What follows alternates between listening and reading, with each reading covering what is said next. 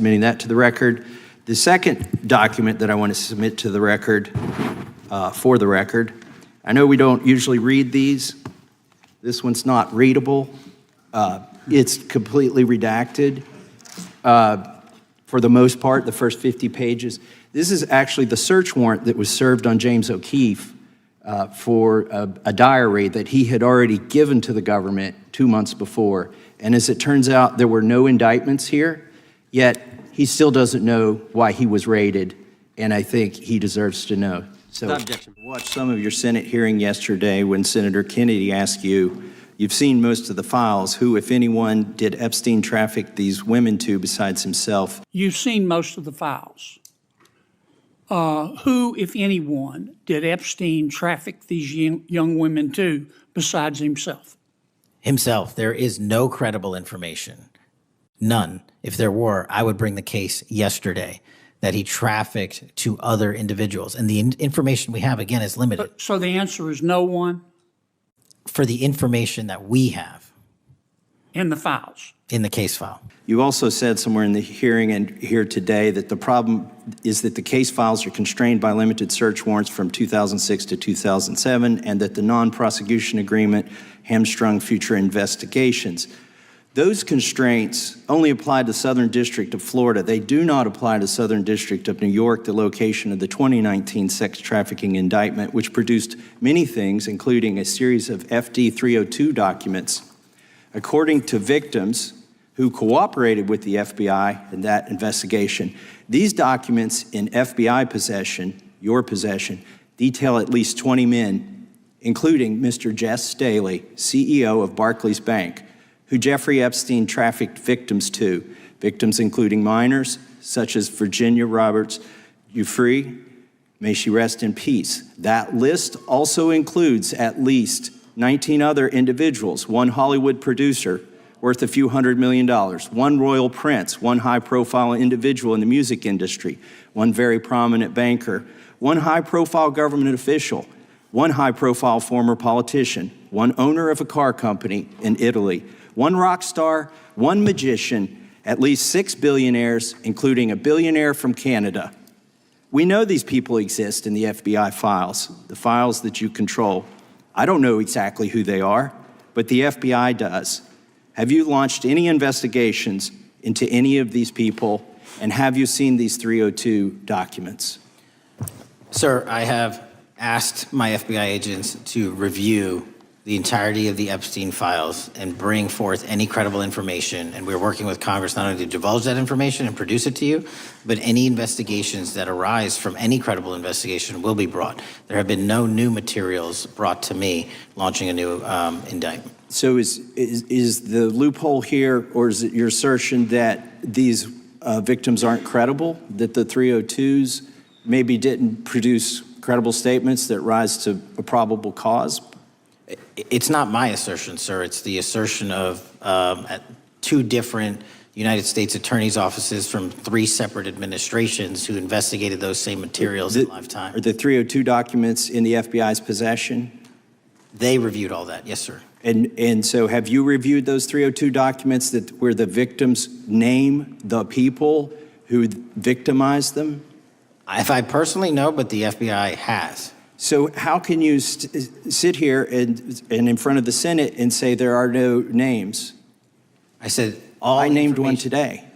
I said we are not in the practice at the Department of Justice FBI of releasing victims' names. That is not what we do. We are also not in the habit of releasing incredible information. That's not what we do. But multiple authorities have looked at the entirety of what we have. Okay, I got to move on here. Were you present when the AG had the White House event when she released the binders to the social media influencers? I was, yes.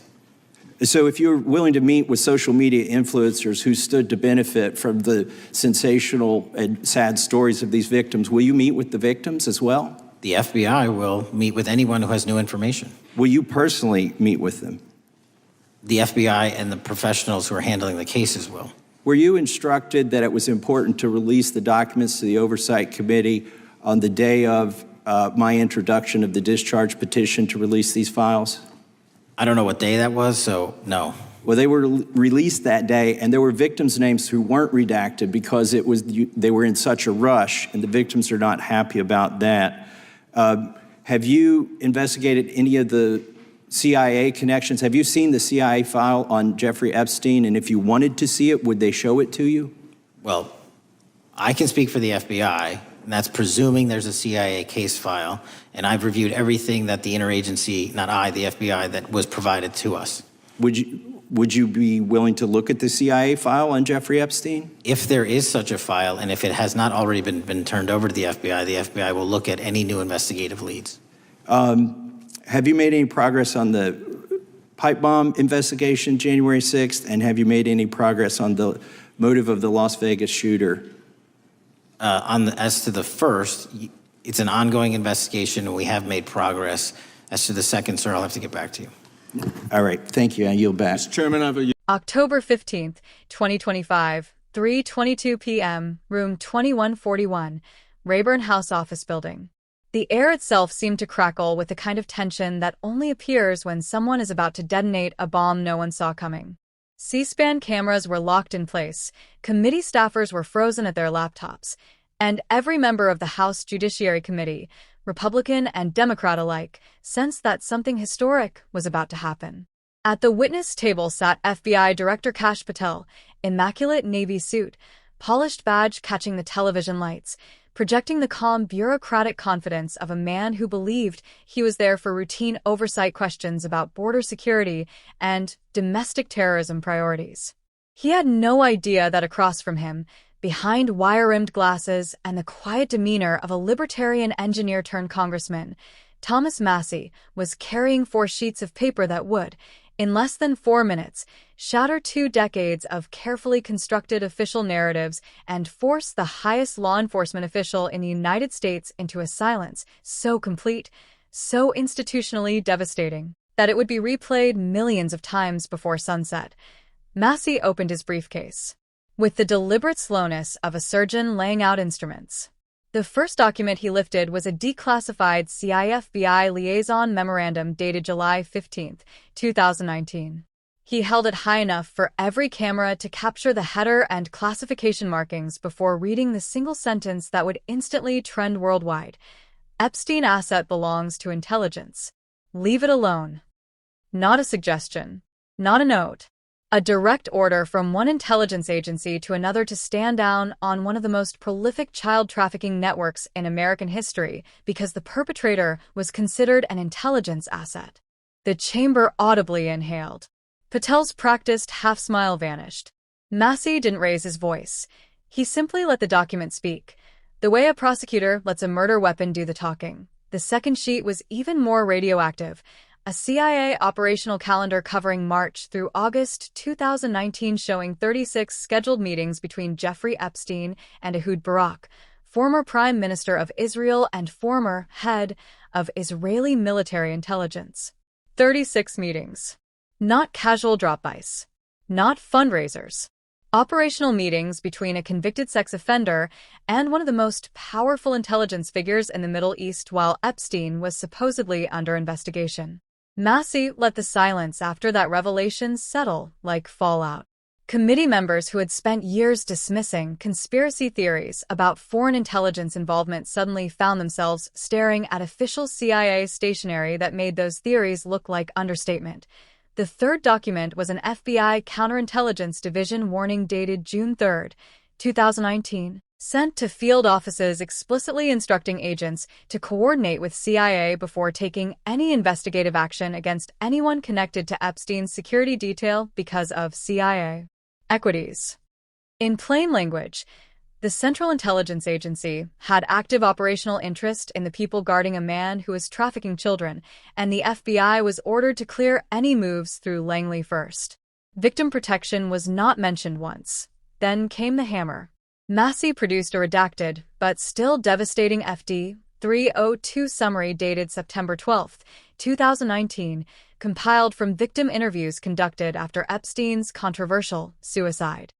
The form listed, with chilling specificity, at least 20 high-profile males identified by multiple victims as having participated in the trafficking and abuse. Massie began reading the categories the way a coroner reads cause of death. One Hollywood producer worth hundreds of millions, one royal prince from a European house, one globally famous rock star, one world-renowned magician, one former U.S. president era senior official, one former prime minister of a U.S. ally, Jes Staley, former CEO of Barclays, at least 6 billionaires, including one Canadian billionaire and one Italian luxury car empire owner, multiple Wall Street titans, a chart-topping music industry mogul, 20 names, 20 documented predators, 0 indictments. Massie looked straight at Patel and asked the question that would break the director. Director, the FBI has credible, sworn victim statements establishing probable cause against at least 20 powerful men for the rape and trafficking of children. Not one has been prosecuted. Can you explain why? What followed was not shouting, not table pounding, not theatrical outrage. What followed was something far worse. Silence. 30 seconds became 60. 90. 2 full minutes of Kash Patel, the man who had promised to restore integrity to the FBI, sitting motionless, while the weight of documented institutional protection crushed every deflection he had prepared. His legal counsel slid notes across the table at frantic speed, but no note could undo 4 declassified documents now in the public record. Cameras captured every second of the longest non-answer in modern congressional history. Massie pressed calmly, methodically. Are these victims not credible, Director? Silence. Do these FD-302s not contain probable cause? Silence.